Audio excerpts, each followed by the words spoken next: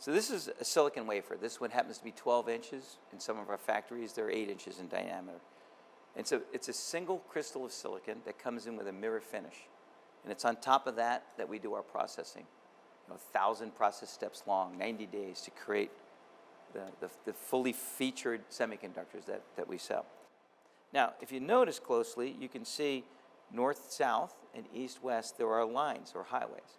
Those are the lines that we actually cut out and simulate each individual microchip. On this particular wafer, there's probably 500 to 600 different microchips that get made. Some designs have less features, could be almost 15,000 microchips on a single wafer.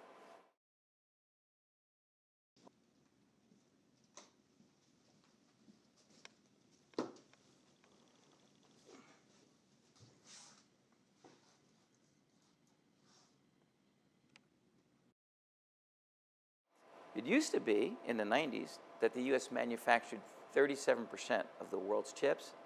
Today, it's down to 12%. So the problem is, how do we go create an economic situation, an economic model that brings manufacturing back to the US? And that's what the CHIPS bill is to do, is to close the global competitiveness to make manufacturing a reality back onshore in the US. And GlobalFoundries, once the CHIPS bill is funded, at this very facility we're having this discussion at today, we'll be expanding our capability to create more chips in the US.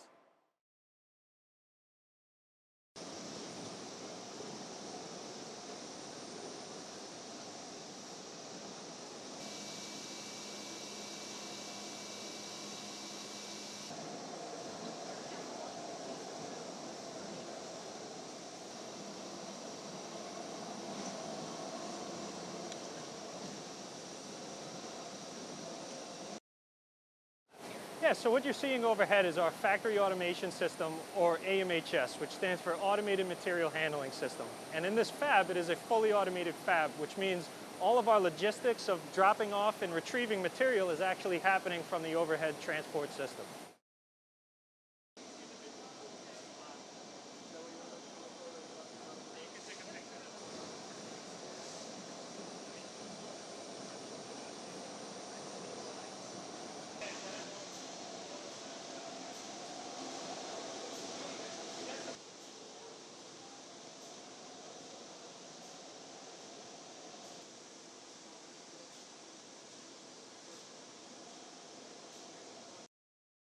So one of the most important processes is called photolithography. And just like it sounds, we're actually printing the physical blueprint onto the chip, and that includes all of the customer intellectual property and dictates the capability and the functionality of that chip.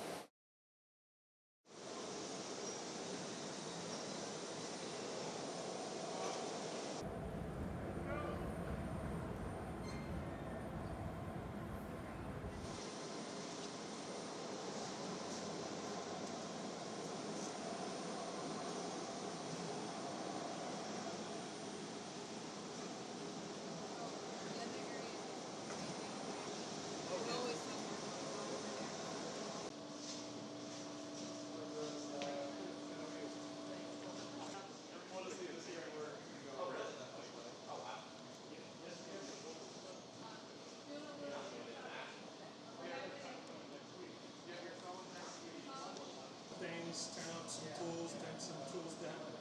All those sorters are going down.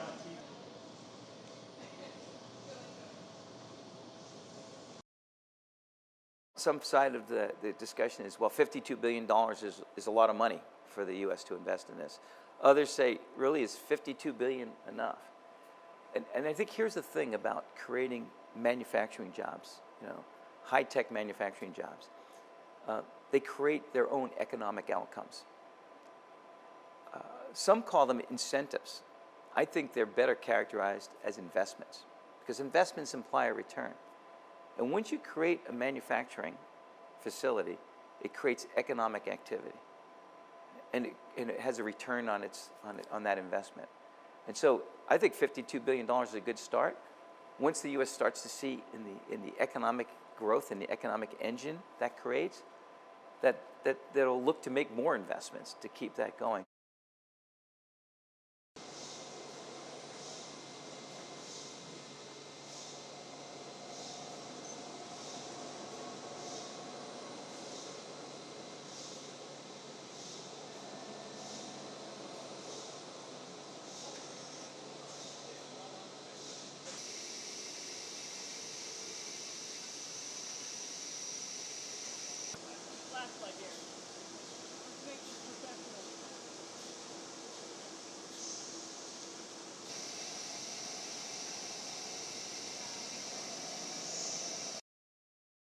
There's more than just chip shortage in the industry right now. There's shortage of everything, whether it's qualified people who can install tools, construction materials, high purity stainless steel, the other types of components we use to create fabs, and we're doing our very best to manage those shortages.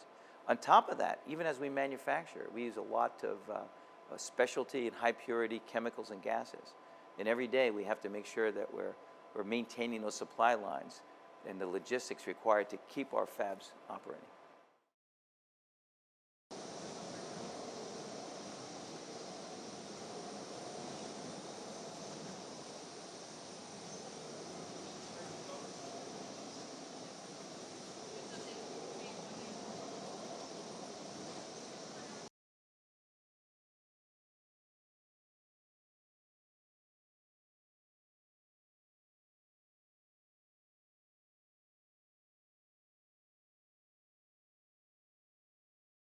The CHIPS bill funding levels the playing field so that it's competitive globally to manufacture back in the US. So that creates the economic model. Then we need the talent model. We need to make manufacturing important again. We need to make semiconductors, which is at the core of the world economy, important again. And I think the awareness that's happening because of this chip crisis is helping that cause.